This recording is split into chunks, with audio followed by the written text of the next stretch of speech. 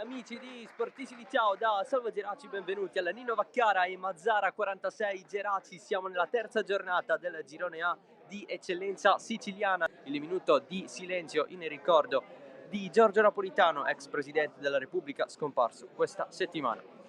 Una fusione che stenta ad arrivare qui a Mazara del Vallo. Pallone in mezzo, colpo di testa sotto porta di Ortiz, allontanato quasi vicino alla linea di porta di Catà.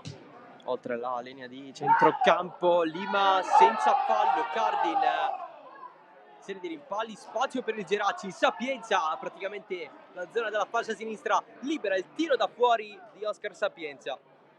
Locascio punta al centro dell'area, colpo di testa di Ortiz, centrale per Barbagallo. Parte Cardin, oltre la traversa, un po' di tempo in più per ragionare per Locascio, vuole Ortiz, c'è un colpo, poi Galfano calcia lui, Lima dietro Ortiz e Perrone, c'è il cross in mezzo, Ortiz, levato via il tiro di Lima, la battuta della rimessa laterale, il colpo di testa voluto da Yamé che continua a proporsi il tiro da fuori di Barbero, lancio lungo, l'aggancio di Giovagnoli, colpo di testa a levar via Lopizio, pallone allargato, c'è il tiro fintato, c'è il sinistro in porta di Giovagnoli, parato da Kepa. Locascio lungo la fascia verso Lima, un po' disturbato da Gusso, rientra Lima, il tiro largo di Barbero,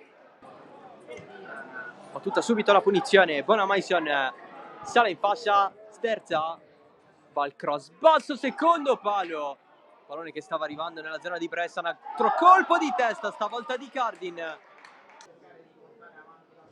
Parte adesso la battuta, colpo di testa, è stato di Guadagnoli.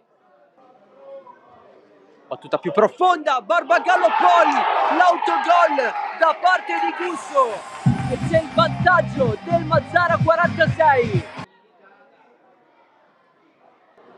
Yamé di testa, finisce sul fondo. Battuta adesso per i giocatori in maglia giallorossa, Pettenon prolunga di testa, Kepa, El Yacoubi, scambio con Galfano, 1-2 con Angileri, El Yacoubi si stava infilando, poi Barbero, solito tiro da fuori, ancora El Yacoubi, guarda un po' chi c'è in mezzo, pallone verso la zona di Serienko che stava per andare con il passaggio Ortiz, poi il tiro di Villar, la battuta di Bonamaison allontana Yamé, la gestione di Tripiano, pane bianco, evita Angileri, ancora Yamé, partita super da parte sua, finisce qui al Nino Vaccara, vince il Mazara 46 1-0, l'autogol di Gusso a portare i 3 punti ai giallorossi.